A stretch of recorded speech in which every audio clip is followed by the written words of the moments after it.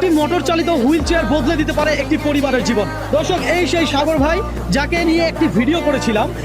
সাগর ভাই বলেছিল যে আমাকে একটা মোটর চালিত হুইল চেয়ারের ব্যবস্থা করে দেন, আমি কর্ম করব, আমার পরিবারের মুখে খাবার তুলে দিব। আপনি কি জানেন যে আপনার জন্য আসলে কি অপেক্ষা করতেছে? আমি এখন পর্যন্ত জানি না। ওকে ফাইন, দর্শক আসেন আমরা ওনাকে নিয়ে আসি। আজকে একটা সারপ্রাইজ দিব সাগর ভাইয়ের জন্য। কি নিয়ে আসছে আপনারা শুধু দেখেন।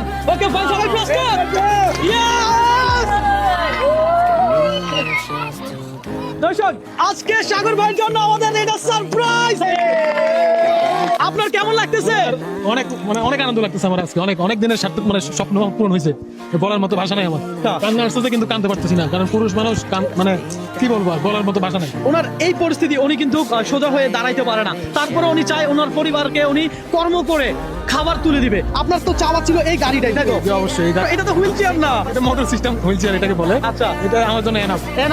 আচ্ছা দর্শক, এটা মোটর চালিত, হ্যাঁ, একটা ইজি বাইক বলা যায়, 3 চাকার। সাগর ভাই, আমরা চাই আপনি একটু উঠেন এটাতে। আজকের এই ভিডিওটা প্রচুর পরিমাণ শেয়ার করবেন। আজকে কিন্তু একটা পরিবারের গল্প নতুন করে তৈরি হচ্ছে। আমি ধন্যবাদ জানাতে চাই আপনাদের সকলকে যারা আমাদের এই মানবিক কাজে অংশগ্রহণ করেছেন। আমি ধন্যবাদ জানাতে চাই সেই সকল মানুষদেরকে যারা আমাদের ভিডিওগুলো লাইক কমেন্ট শেয়ার করেছেন। আপনাদের একটা লাইক কমেন্ট শেয়ার আজকে একটা পরিবারের নতুন জীবন পাচ্ছে। 3টা বছর উনি বিছানায় পড়েছিল। ভাই, আপনার কেমন লাগতেছে? আমার ভাই আজকে খুবই কি বলবো, আনন্দের দিন আমার, তাই না? 3.5 বছরের সার্থক পূরণ হয়েছে আজকে। আমার স্বপ্ন আজকে পূরণ হয়েছে। প্রবাসী ভাইরা আমাকে অনেক সাপোর্ট করছে, অনেক। তাদের জন্য আমার মন থেকে দোয়া রইলো।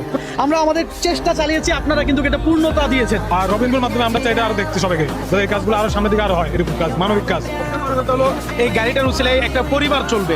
একদম। আমাদের এই গাড়িটার দাম ছিল 1 লক্ষ কত? 1,24,500 টাকা। 1,24,500 টাকা। টাকা আসছে 1,41,400 টাকা। বাকি টাকা কি আপনি বুঝে পাইছেন? জি। আলহামদুলিল্লাহ, সাগর ভাইকে আমরা বাকি টাকাটাও বুঝাই দিয়েছি।